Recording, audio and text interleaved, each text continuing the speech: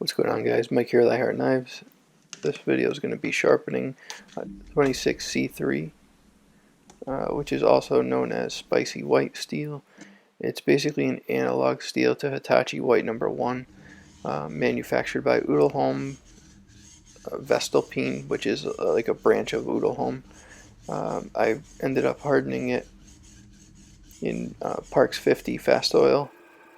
It is a water hardening steel, but I had a really thin piece of stock and I didn't want to take the chance, so I ended up doing a Parks 50 and it got really hard. So I used about 100 thousandths thick piece of steel.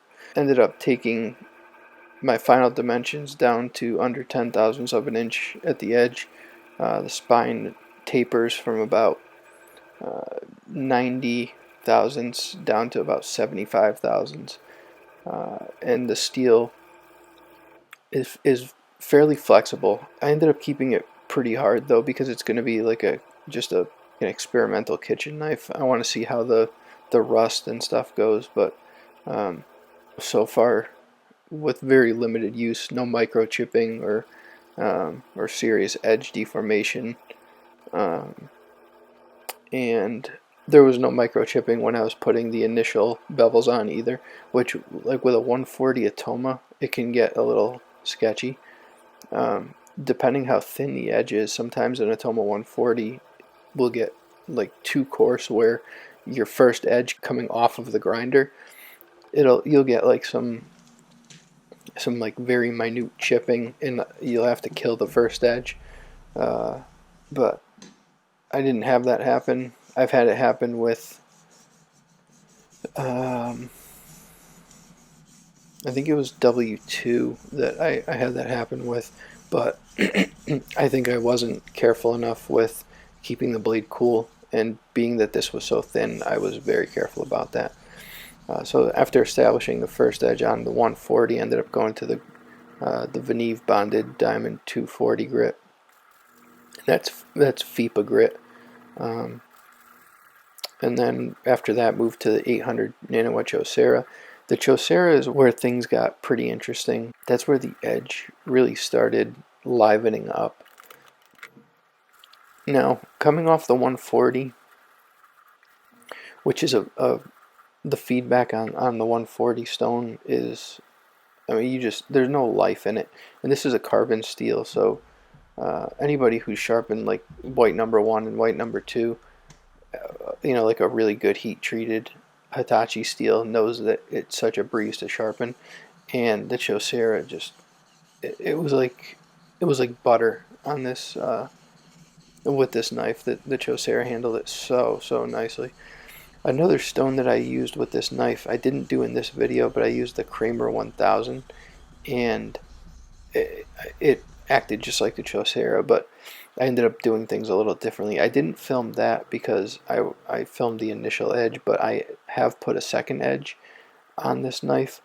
The first edge I ended up just killing and putting a second one on, just because it's kind of my habit. This isn't obviously a sharpening tutorial. I'm just showing you guys my usual process of how I sharpen my knives. This one is a kitchen knife, so I'll stop at 2000 grit on the Sharpening Pro. Sometimes I'll go to the Sharpening Glass 4000.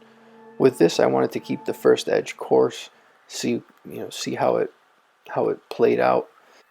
After cutting some cantaloupe and some zucchini with it, it held up perfectly.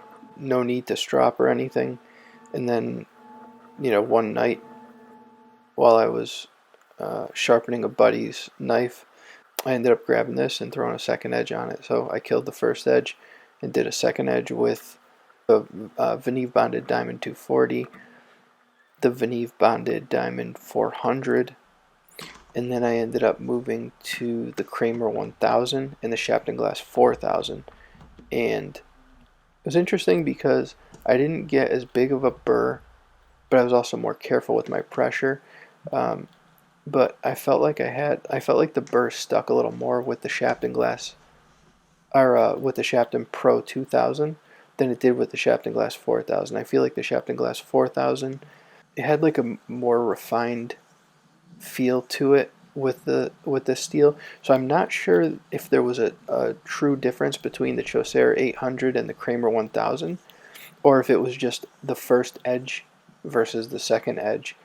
You know, after killing the first edge, I'd say 2 days of use, then killing the edge, and then putting the second edge on. I'm not sure if that better edge came off of the fact that it was the second edge, or if it was the stone choices. But you know, only time will tell. I'll keep you guys updated on the stone choices and how this knife plays out.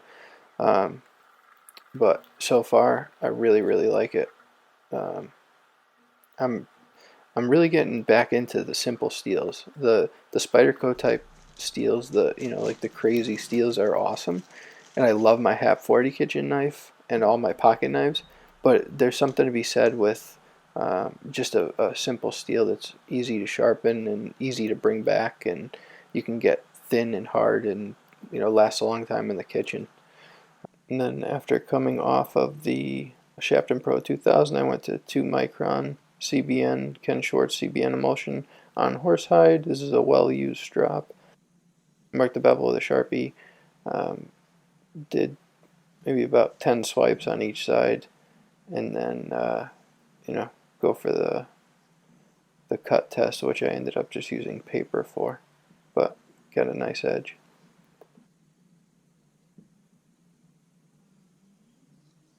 The cuts on the paper, I had a snag in the first two. I think there was just like a little piece of burr left that came off when I was cutting it, because you can see the other one sliced right through, and I made sure to hit that middle spot where it stuck before. But otherwise, yeah, it's a great little knife. Walnut handle with a micarta spacer and an acrylic ferrule, and just did an epoxy bond to it and a urethane finish. So again, I hope you guys enjoy the video. Please give it a thumbs up if you did. Comment, subscribe, all that fun stuff. And thank you guys all for coming along, and I'll see you on the next one. Later.